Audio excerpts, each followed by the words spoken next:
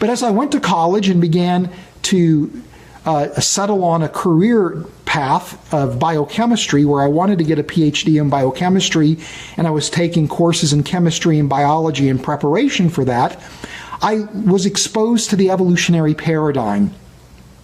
The idea that life's origin and history and design could be accounted for through mechanism.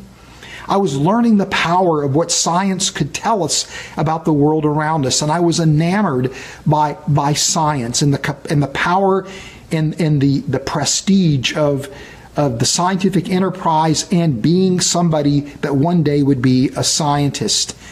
And I became more and more agnostic. I wasn't sure if God existed or not.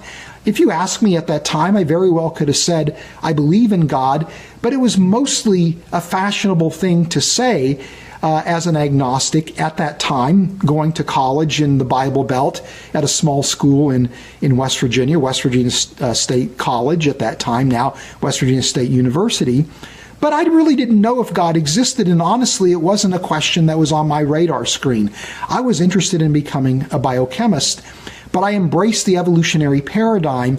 And again, the idea that the origin and the history and the design of life could be explained by mechanism means that God becomes superfluous.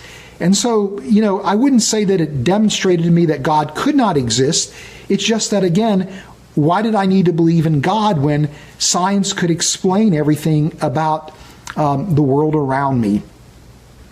Now, when I went to graduate school, for many of you who know my story, I was very quickly impressed as I immersed myself in the study of life's chemistry. I was very quickly impressed with the elegance and the sophistication and the ingenuity of biochemical systems. I knew how hard it was to go into the lab and to get chemical reactions to work, to make even simple molecules. I was good in organic chemistry, at least when it came to the theoretical aspects of organic chemistry, but I detested lab work when it came to running organic chemical reactions. They were just so hard to pull off and pull off well. And I always admired people that were skilled at the art of organic synthesis. And I knew a number of people who were very skilled in that area.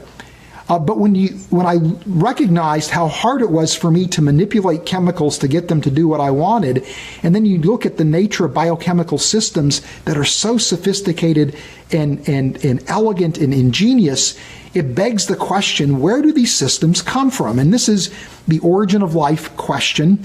And as I looked at the explanations for the origin of life, I found them to be woefully inadequate. This would have been in the mid-1980s. And I reasoned at that point that there's no way that life could come about through the outworkings of chemistry and physics. There had to be a mind, there had to be a creator that brought life into existence.